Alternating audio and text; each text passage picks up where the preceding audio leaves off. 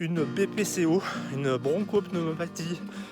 Je vais le refaire. Une bronchopneumopathie. BPCO 12e. Une bronchopneumopathie obstructive chronique. Yes, je l'ai placé. Salut les trailers, c'est Mike du blog quelquepartsur.com. Alors aujourd'hui, il nous reste 15 jours avant le Tour des Géants. En synthèse, le Tour des Géants, c'est quasiment 2 fois l'UTMB. Une course sensationnelle dans les Alpes italiennes et dans toute la vallée d'Aoste. Et cette année, je la cours au profit et en soutien de l'association Osmove, pour laquelle on a organisé une collecte.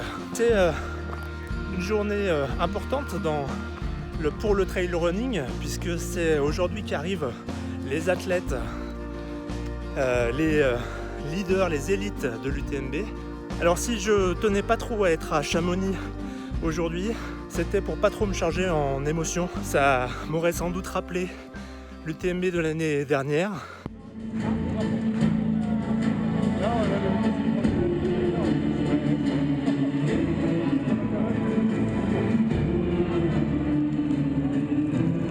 Je voulais rester focus vraiment sur le Tour.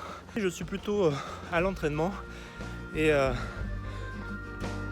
en train de vous parler sur ce vlog pour aborder un sujet qui est l'asthme. Alors ça touche heureusement pas tous les trailers, mais je suis asthmatique et je pense qu'il y a beaucoup d'asthmatiques qui aimeraient repratiquer une activité physique et qui se disent non, je peux pas, je suis asthmatique. À chaque fois que je fais une sortie, que je pratique mon activité, voilà, ça me fait tousser, ça déclenche une crise. Et toutes ces personnes-là, moi je veux dire que il faut continuer à vous battre, à pratiquer une activité physique. Parce que même si c'est contraignant au quotidien, vous allez pouvoir constater une amélioration notable, considérable sur votre santé. Et j'en suis l'un des témoins.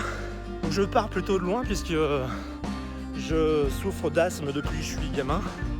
Ça ne m'a pas empêché d'avoir une activité intense. J'ai fait 10 années de rugby. C'est peut-être aussi le rugby, cette mentalité, cet état d'esprit qui m'a poussé à ne pas baisser les bras et à me dire et avoir la niaque pour continuer à faire du sport, à m'entraîner, à pas laisser les kilos à prendre la place et à continuer une activité physique malgré l'asthme, malgré les crises. Aujourd'hui, je suis suivi par un pneumologue. J'ai des rendez-vous régulièrement, tous les 5-6 mois, avec un traitement de fond à prendre tous les jours, donc des bronchodilatateurs. Donc c'est des petits sprays buccales, donc avec des pulvérisations, sous forme de pulvérisation. Et en complément de ça, j'ai un traitement de désensibilisation sur 3 ou 4 années. Voilà, en complément de ces médicaments, j'ai une activité physique intense. L'ultra trail, le trail et l'ultra trail, c'est quand même intense comme sport. Ajoutez à ça du dénivelé, de l'altitude, vous avez un bon cocktail pour faire des bonnes crises d'asthme. Et l'année dernière sur l'UTMB, sur la dernière ascension, donc depuis Valorcine jusqu'à la Flégère, là j'ai eu vraiment une grosse crise. Alors j'en ai eu dans la nuit précédente, mais à une échelle bien différente. Et donc dans cette dernière montée sur l'UTMB, j'ai vraiment dû réduire mon allure pour maintenir ma capacité respiratoire à l'effort et soutenir un effort régulier malgré tout.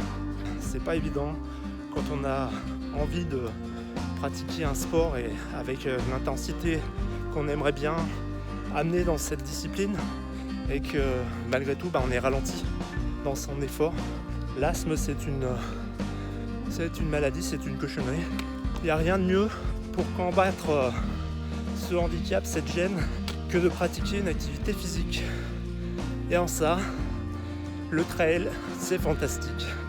Donc aujourd'hui, je voudrais dire à toutes celles et ceux qui sont asthmatiques comme moi, qui souffrent de cette maladie chronique, sur vos capacités respiratoires,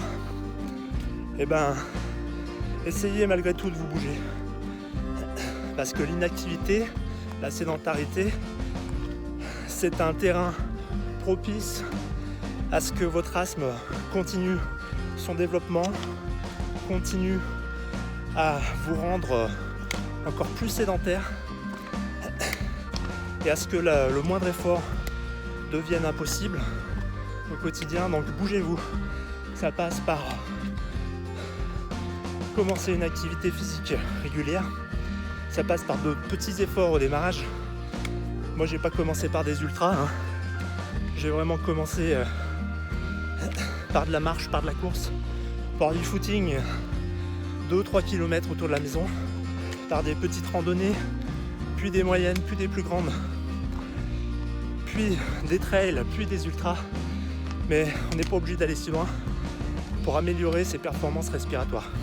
Donc, fuck l'asthme et bougez-vous.